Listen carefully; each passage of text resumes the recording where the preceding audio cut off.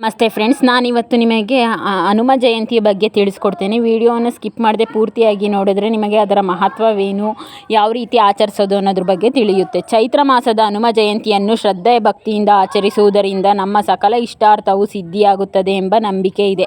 ದಿನಾಂಕ ಏಪ್ರಿಲ್ 2, 2026 ಗುರುವಾರ. ಪೂಜೆಗೆ ಶುಭ ಮುಹೂರ್ತ. ದಿನಾಂಕ ಏಪ್ರಿಲ್ 2, 2026 ಗುರುವಾರ ಹುಣ್ಣಿಮೆಯ ದಿನ ಬಂದಿದೆ. ಪೂಜೆಯ ಶುಭ ಮುಹೂರ್ತ ಬೆಳಗ್ಗೆ 6:15 ರಿಂದ 8:30 ಅತ್ಯಂತ ಶ್ರೇಷ್ಠ ಸಮಯ. ಅಭಿಜಿತ್ ಮುಹೂರ್ತ ಮಧ್ಯಾಹ್ನ 11:58 ರಿಂದ 12:48 ಬ್ರಾಹ್ಮಿ ಮುಹೂರ್ತ ಬೆಳಗ್ಗೆ 4:49 ರಿಂದ 5:37 ಧ್ಯಾನ ಮತ್ತು ಸಂಕಲ್ಪಕ್ಕೆ ಅತ್ಯಂತ ಶ್ರೇಷ್ಠ ಸಮಯ. ಮಕ್ಕಳ ಆರೋಗ್ಯಕ್ಕಾಗಿ 1 kg ಬಾಳೆಹಣ್ಣು ಹನುಮನಿಗೆ ಅರ್ಪಿಸಿ ದಾನ ಮಾಡಿ. ಕಷ್ಟಗಳ ನಿವಾರಣೆಗೆ 108 ವೀಳ್ಯದೆಲೆ ಹಾರ ಅರ್ಪಿಸಿ ಶನಿದೋಷ ಮುಕ್ತಿಗೊಳ್ಳುತ್ತದೆ. ದಂಪತಿಗಳ ಸುಖಕ್ಕೆ ಸಿಂಧೂರ ಮತ್ತು ಮಲ್ಲಿಗೆ ಎಣ್ಣೆಯ ಸೇವೆಯನ್ನು ಸಹ ಮಾಡಿ. ಸಾಧ್ಯವಾದರೆ ಕೋತಿಗಳಿಗೆ ಬಾಳೆಹಣ್ಣನ್ನು ನೀಡಿ. ಹನುಮ ಜಯಂತಿಯ ಮಹತ್ವ. ಈ ದಿನ ಹನುಮನು ಅವತಾರಗೊಂಡ ದಿನ. ಹನುಮಂತನ ಬಲದ ಪ್ರತೀಕ, ಧೈರ್ಯದ ಸಂಕೇತ, ಭಕ್ತಿಯ ಮೂರ್ತಿ. ಈ ದಿನ ಪೂಜೆ ಮಾಡಿದರೆ ಸಂಕಷ್ಟಗಳು ದೂರವಾಗುತ್ತದೆ, ಧೈರ್ಯ ಹೆಚ್ಚಾಗುತ್ತದೆ, ಜೀವನದಲ್ಲಿ ವಿಜಯ ದೊರೆಯುತ್ತದೆ. ಹುಣ್ಣಿಮೆಯ ಮಹತ್ವ. ಹುಣ್ಣಿಮೆ ದಿನ ಮನಸ್ಸಿಗೆ ಶಾಂತಿ ನೀಡುತ್ತದೆ. ಜಪ ಧ್ಯಾನಕ್ಕೆ ಉತ್ತಮ ಸಮಯ. ಪುಣ್ಯಕಾಲ ಹೆಚ್ಚಾಗುತ್ತದೆ. ಪೂಜಾ ವಿಧಾನ. ಬೆಳಗ್ಗೆ ಸ್ನಾನ ಮಾಡಿ ದೇವರ ಮುಂದೆ ದೀಪ ಹಚ್ಚಿ ಬೆಲ್ಲ ಬಾಳೆಹಣ್ಣು ಅರ್ಪಿಸಿ ಆಂಜನೇಯನ ಸ್ತೋತ್ರ ಪಠಿಸಿ ಜಪ. ಓಂ ಶ್ರೀ ಹನುಮತೇ ನಮಃ 108 ಬಾರಿ ಜಪ ಮಾಡಿ. ಯಾವುದನ್ನು ತಪ್ಪಿಸಿಕೊಳ್ಳಬೇಕು ಎಂದರೆ ಕೋಪ, ಜಗಳ, ಕೆಟ್ಟ ಮಾತು. ಈ ಶಕ್ತಿ ಮಂತ್ರ ಇದರಿಂದ ನೀವು ತಪ್ಪಿಸಿಕೊಳ್ಳಬೇಕು. ಈ ಶಕ್ತಿ ಮಂತ್ರವನ್ನು ಪಠಿಸಿ. ಹನುಮಾನ್ ಮೂಲ ಮಂತ್ರ ಶಕ್ತಿ ಮತ್ತು ರಕ್ಷಣೆಗಾಗಿ. ಓಂ ಹಂ ಪವನಾನಂದನಾಯ ಸ್ವಾಹ. ಉಪಯೋಗ. ಈ ಮಂತ್ರವು ಶಾರೀರಿಕ ಶಕ್ತಿಯನ್ನು ಆತ್ಮವಿಶ್ವಾಸ ಹೆಚ್ಚಿಸಲು ಸಹಾಯ ಮಾಡುತ್ತದೆ. ಹನುಮಾನ್ ಶಕ್ತಿ ಮಂತ್ರ ಸಂಕಷ್ಟ ನಿವಾರಣೆಗೆ. ಓಂ ಹಾಂ ಜ್ಯೂಂ ಸ್ವಂ. ಉಪಯೋಗ. ಇದು ಭಯವನ್ನು ಹೋಗಲಾಡಿಸಲು ಮತ್ತು ನಕಾರಾತ್ಮಕ ಶಕ್ತಿಯಿಂದ ರಕ್ಷಣೆ ಪಡೆಯಲು ತಾಂತ್ರಿಕ ಮಂತ್ರವಾಗಿದೆ. ಆಂಜನೇಯನ ಗಾಯತ್ರಿ ಮಂತ್ರ. ಶ್ರೀ ಆಂಜನೇಯಾಯ ವಿದ್ಮಹೇ ಮಹಾಬಲಾಯ ಧೀಮಹಿ ತನ್ನೋ ಹನುಮತ್ ಪ್ರಚೋದಯಾತ್. ಉಪಯೋಗ. ದೀರ್ಘಾಯುಷ್ಯ, ಬುದ್ಧಿ ಮತ್ತು ಬಲಕ್ಕಾಗಿ ಈ ಮಂತ್ರವನ್ನು ಪಠಿಸಬೇಕು. ಹನುಮಾನ್ ಶಕ್ತಿ ಮಂತ್ರ ಸಲುವಾಗಿ. ಓಂ ನಮೋ ಹನುಮತೆ ರುದ್ರಾತ್ಮಯ.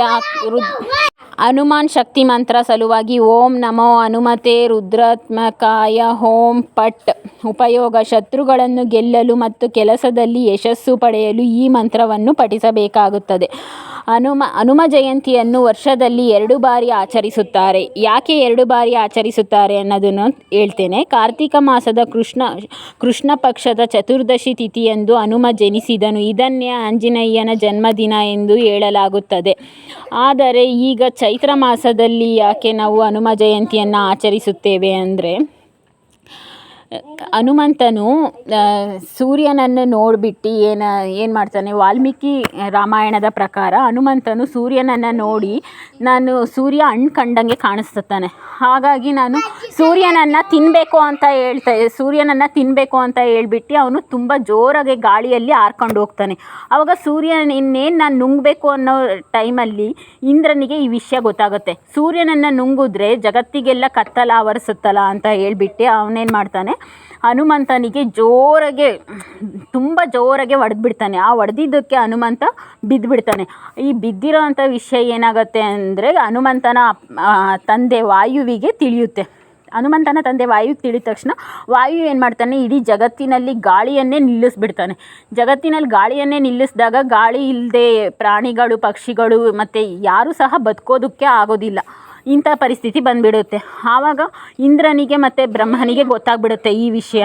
ಏನಾಯಿತು ಅಂತ ಅಂದರೆ, ಸಾರಿ ನಾವು ಕೋಪದಲ್ಲಿ ಈ ಥರ ನಿರ್ಧಾರ ತಗೊಂಡ್ವಿ ಅಂತ ಹೇಳ್ಬಿಟ್ಟು ಬ್ರಹ್ಮ ಮತ್ತು ಹನುಮಂತನಿಗೆ ಪುನರ್ಜನ್ಮವನ್ನು ಕೊಡ್ತಾನೆ.